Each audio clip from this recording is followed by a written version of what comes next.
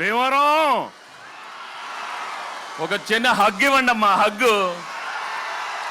మీరు చాలా పెద్ద హగ్ ఇచ్చేశారు.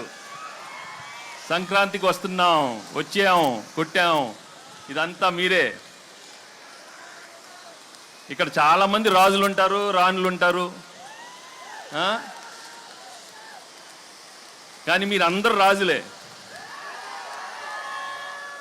ఎందుకంటే మనసారా నవ్వే వాళ్ళు మీరేమ్మా. హ్యాపీగా నవ్వుతారు, ఏ ఈగో లేకుండా నవ్వుతారు. ఈగో ఉన్న వాళ్ళు నవ్వులు రావు, మీకు అసలు ఏ ఈగోలు ఉండవు, ఎప్పుడు హ్యాపీగా ఉంటారు. దట్ ఈస్ వై భీమవరం ప్రేక్షకులు మీరందరూ నా గుండెల్లో ఉన్నారు.